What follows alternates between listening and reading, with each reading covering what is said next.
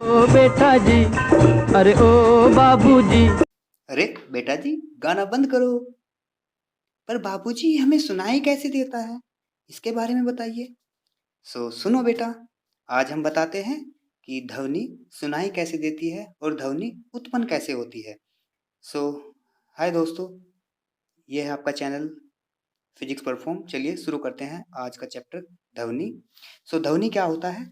ध्वनि हमारे कानों में श्रवण का संवेदन पैदा करती है। ध्वनि ऊर्जा का ही एक रूप हो जिससे हम सुन सकते हैं। ऊर्जा संरक्षण के नियम ध्वनि पर भी लागू होते हैं। ध्वनि का संचरण तरंगों के रूप में होता है। और ध्वनि उत्पन्न कैसे होती है? तो ध्वनि देखिए कंपन से उत्पन्न होती है। कोई भी दो वस्तु जब आपस में टकराती है तो उनसे कंपन पैदा होता है वस्तु में, और उसे ध्वनि उत्पन्न होती है। जैसे आपको एग्जाम्पल भी दिखाई दे रहे हैं, तबला और ये ड्रम आपको यहाँ पे दिखाई दे रहा है एग्जाम्पल। अब देख लेते हैं ध्वनि उत्पन्न होने के तरीके।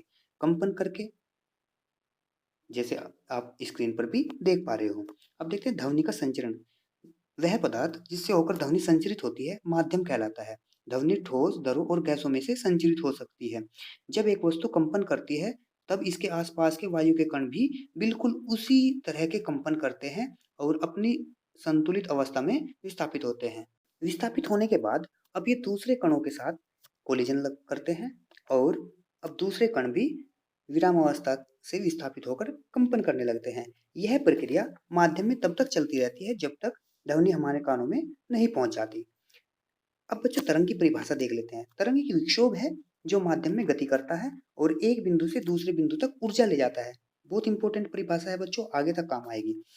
ध्वनि यांत्रिक तरंगों के रूप में संचरित होती है, जैसे आप डायग्राम में भी देख पा रहे होंगे। कंपन द्वारा वस्तु से संपीड़न और विरलन, आर को विरलन से और सी को संपीड़न से दिखाते हैं बच्चों। जब पार्टिकल पास पास आ जाते हैं तो उसमें संपीड़न की कंडीशन कहलाता है, और जब पार्टिकल दूर दूर जाते हैं टकराने के बाद तो उसे विरलन की कंडीशन कहलाता है, जैसे आपको स्प्रिंग में भी दिखाई दे रहा होगा।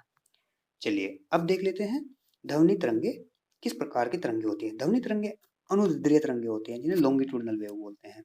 जब एक वस्तु कंपन करती है तब उसके आसपास की वायु भी संपीड़ित होने लगती है। इससे उच्च घनत्व या दाब का क्षेत्र बनता है जिसे संपीड़न बोलते हैं।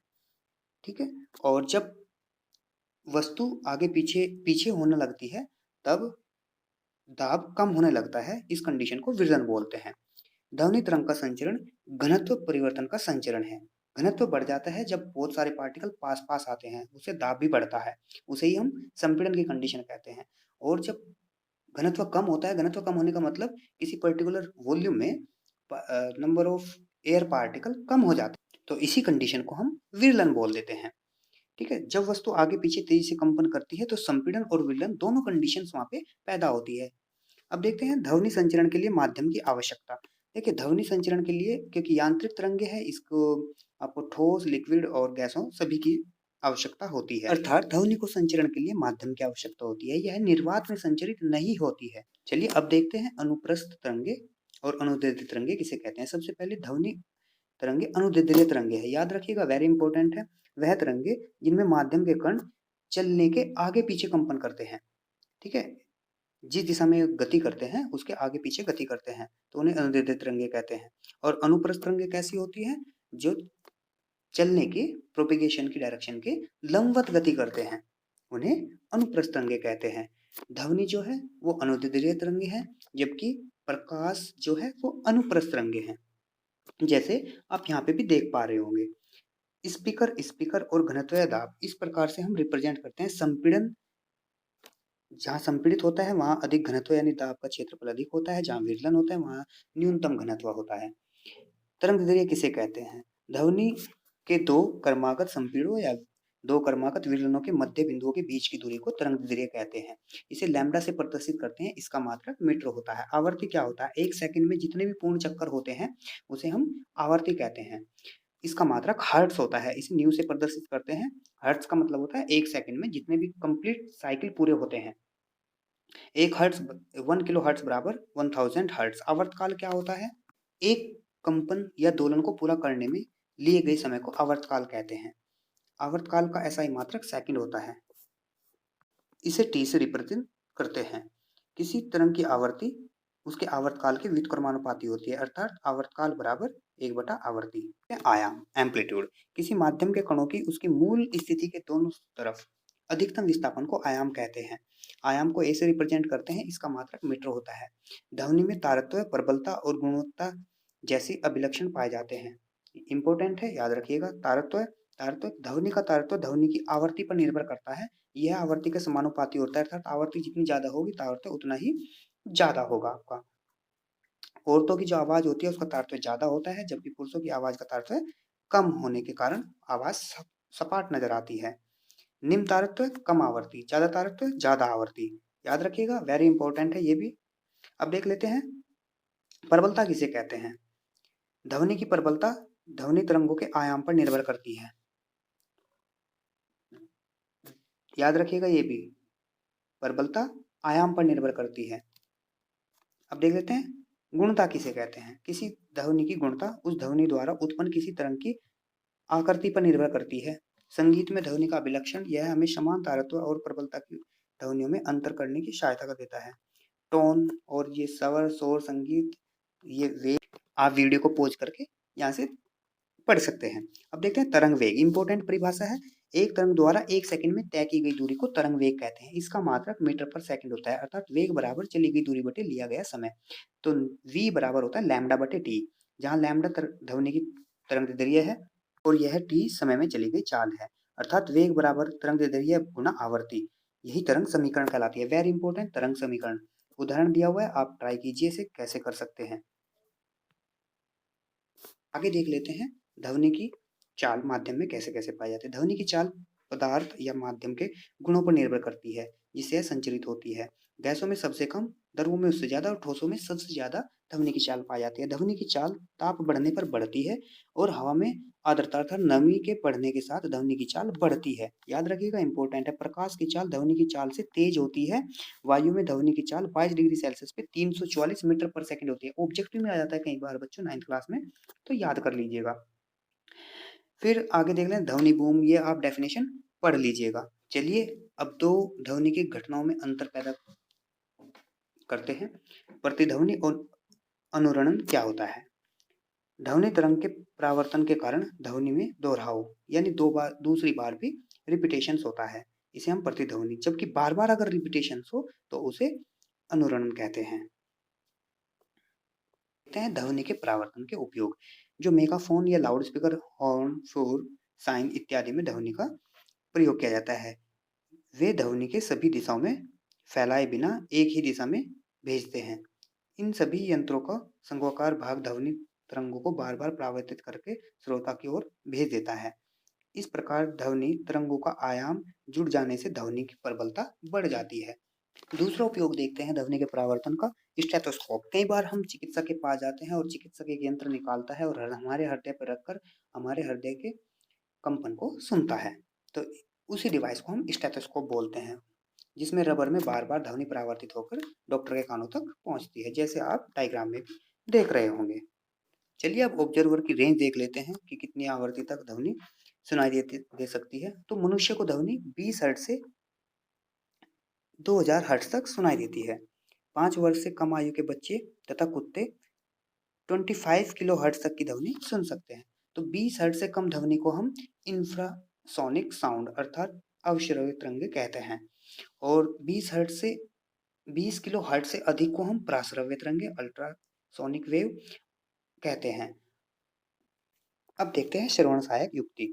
जैसे आपका मोबाइल है तो इसमें हम अपनी ऑडियो वेव को रेडियो वेव के ऊपर सुपर इम्पोज करके एक जगह से दूसरी जगह हम भेज देते हैं, जो कि परिवर्तित होकर दूसरे व्यक्ति को सुनाई देती है। दोस्तों आपको पता होना चाहिए 20,000 हर्ट्ज से जो ज्यादा होती है उसे प्रसरव्य ध्वनि तरंगे बोलते हैं और जो कम होती है उसे इंफ्रासोनिक बोलते हैं। अब देखते हैं पराध्वनि के अनुप्रयोग।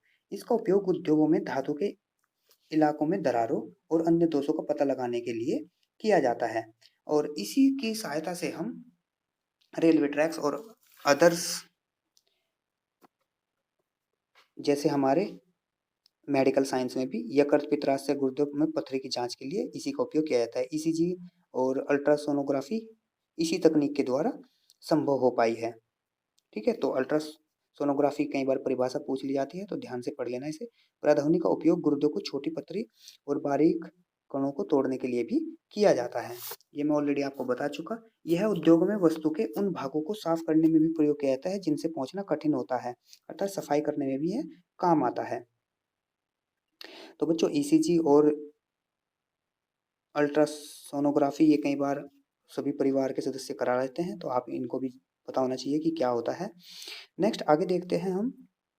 अब सोनार क्या होता है? सोनार का कंप्लीट वर्ड होता है साउंड नेविगेशन एंड रेंजिंग। याद कर लेना, साउंड नेविगेशन एंड रेंजिंग। सोनार एक ऐसी युक्ति है जो पानी के नीचे पिंडों की दूरी, दिशा और चाल नापने में प्रयोग की जाती है। सोनार एक प्रक्षेपित तथा संसूचित होती है जो जहाज की तली से लगा होता है। प्रक्षेपित पराध्वनि तरंगे उत्पन्न करके प्रेषित करता है, जैसे आप इस जहाज में भी देख रहे होंगे। इसमें एक रिसीवर होता है और एक जनरेटर होता है जो जनरेट करता है आपकी अल्ट्रासोनिक वेव्स को, और रिसीवर उसे रिसीव करता है जब वो पत्थर से टकरा के वापिस आती है। तो इससे हम समुद्र की गहराई का भी पता लगाते हैं। चलिए और जान लेते हैं इसके बारे में, किस प्रकार से फॉर्मूला जनरेट करते हैं गहराई निकालने का। यदि पराध्वनि में प्रक्षेपण और संसूचक का समय अंतराल t हो, तब समुद्र जल में ध्वनि की चाल v, तब तरंग द्वारा तय की गई दूरी 2d होगी, क्योंकि d जाने में और d आने में, तो 2d बराबर हो जाएगा चाल गुणा समय। ये बच्चों चाल गुणा समय है, जिसे हम प्रतिध्वनि का प्रास भी बोल देते हैं। तो सोनार का कार्य आपको दिखाई दे रहा है। प्रक्षेपित पराध्वनि तरंगे प्रक्षेपित होती है, समुद्र गल से टकराती है और फिर वापस आती है। संसूचक जो डिटेक्ट होता है उसे डिटेक्ट करता है, इलेक्ट्रिकल सिग्नल में परिवर्तित करता है और पिंड की दूरी, ध्वनि की चाल और समय से ज्ञात कर लेते हैं। सोनार का उपयोग समुद्र तल की गहराई नापने, जल के नीचे चट्टानों, घाटियों, पनडुब्बी, हिमशैल और डूबे हुए जहाज का पता लगाने में किया जाता है। चलिए अब तक हमने पता लगाया कि ध्वनि क्या होती है, कैसे संचरित होती है और इसकी सहायता से क्या-क्या हम कर सकते हैं। और अब पता लगाते हैं कान के बारे में, जो कि ध्वनि को सुनता है। तो मानव कर्ण 3 हिस्सों में बटा होता है, बाह्य कर्ण, मध्य कर्ण और अंतःकर्ण। बाह्य कर्ण जिसे कहते हैं जो आपके बाहर का हिस्सा होता है बिल्कुल, ये हमें केवल सुनने में सहायता प्रदान करता है, ध्वनि को इकट्ठा करता है। मध्य कर्ण क्या होता है? इसमें 3 हड्डियां होती हैं, ठीक है, और ये हड्डियां आपस में जुड़ी होती हैं और ये एक झिल्ली से जाकर अंदर जुड़ जाती हैं, जैसे आप इस डायग्राम में भी देख पा रहे होंगे। दूसरा भाग होता है अंतःकरण। अंतःकरण में एक मुड़ी हुई नली का वर्ताकार होता है जो कि अंडाकार छिद्र से जुड़ी होती है। वर्णावृत में एक द्रव्य भरा होता है जिसमें तंत्रिका कोशिका होती है। अब देखते हैं इसकी कार्यविधि। तो जब तक आप कार्यविधि पढ़िए स्टूडेंट्स, मैं आपको बता देता हूँ, सबसे नीचे की लाइन में शॉर्ट में कार्यविधि लिखी हुई है कि कैसे काम करती है। पल्लव कर्ण, उसके बाद होता है श्रवण नलिका और फिर पल्लवपटल और फिर मुग्धरक और निकाय,